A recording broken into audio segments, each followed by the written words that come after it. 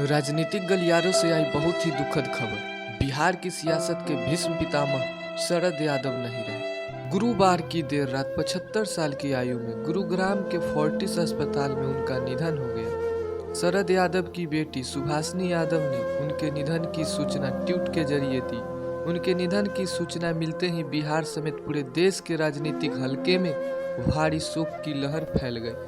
प्रधानमंत्री नरेंद्र मोदी, बिहार के मुख्यमंत्री नीतीश कुमार, राजद के राष्ट्रीय अध्यक्ष लालू प्रसाद यादव तथा तमाम बड़ी राजनीतिक हस्तियों ने उनके निधन पर दुख जताया है। आपको बता दें कि इस महान नेता ने अपने कई दशक की राजनीतिक में काफी कुछ देखा है। बिहार में लालू राज के चश्मदीद रहे थे, जेडीयू को जमीन पर मजबूत किया था और कई अहम राजनीतिक घटनाओं में एक सक्रिय भूमिका निभाने वाले रहे।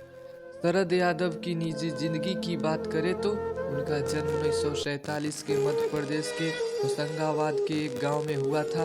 शरद यादव पढ़ाई के समय से ही राजनीतिक में दिलचस्पी रही और 1971 में उन्होंने अपनी इंजीनियरिंग की पढ़ाई पूरी की।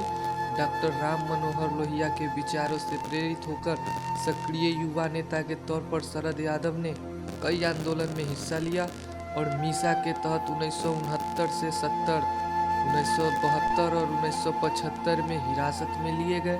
सक्रिय राजनीतिक में शरद यादव ने साल 1947 में कदम रखा था। वे पहली बार मध्य प्रदेश की जब्बलपुर लोकसभा सीट से संसद चुने गए थे।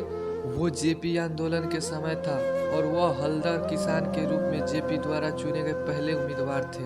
बता दें कि शरद यादव की पार्टी लोकतांत्रिक जनता दल का 20 मार्च 2022 को राष्ट्रीय जनता दल में विलय हुआ था।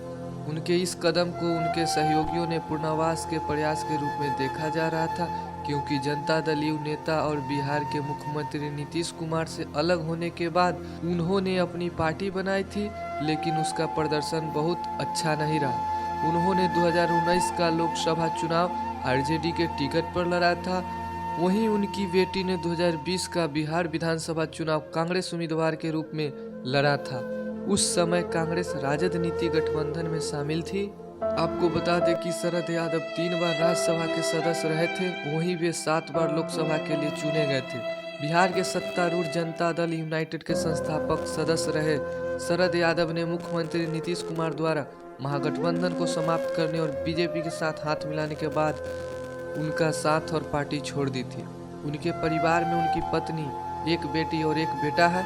अस्पतालों के एक बयान में कहा गया कि शरद यादव को अनकॉन्शियस अवस्था में आपातकालीन वार्ड में लाया गया था।